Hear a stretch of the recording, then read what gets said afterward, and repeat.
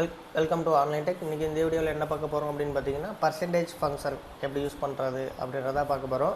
So என்கிட்ட some of the students name இருக்குது, அவங்களுடைய மார்க்ஸ் இருக்குது. அவுட் ஆஃப் மார்க்குக்கு அவங்களுடைய பர்சன்டேஜ் என்ன அப்படின்றத நம்ம வந்து கால்குலேட் பண்ண போகிறோம். ஸோ அதுக்கு பர்சன்டேஜ் செல்லில் ஈக்குவல் டு கொடுத்துட்டு டோட்டல் மார்க்ஸ் அவங்க எடுத்திருக்காங்க, எவ்வளோ எடுத்திருக்காங்களோ அதை செலக்ட் பண்ணிக்கோங்க. Divided by out of marks, அதாவது பார்த்திங்கன்னா இதில் 6 சப்ஜெக்ட் இருக்குது. ஒரு சப்ஜெக்ட் 100 மார்க்கு, டோட்டல் சப்ஜெக்ட் 600 மார்க்குக்கு எழுதுகிறாங்க.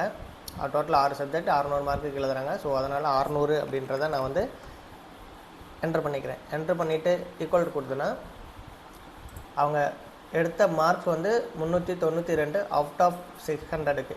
ஸோ அதனால் நான் இந்த இடத்துல வந்து என்ட்ரு பண்ணியிருக்கேன், நல்லா கவனிச்சுக்கணும். ஸோ இதை ஃபில் ஹேண்டில் கிளிக் பண்ணி ஃபில் பண்ணிக்கிறேன்.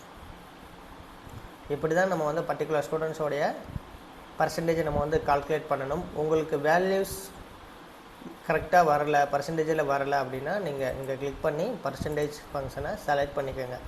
ஸோ இந்த வீடியோ பிடிச்சிருக்குன்னு நினைக்கிறேன், இந்த வீடியோ யூஸ்ஃபுல்லாகவும் இருக்கும்னு நினைக்கிறேன். வேறு எதுவும் டவுட்ஸ்னால் கமெண்ட் செக்ஷனில் லீவ் பண்ணுங்கள்.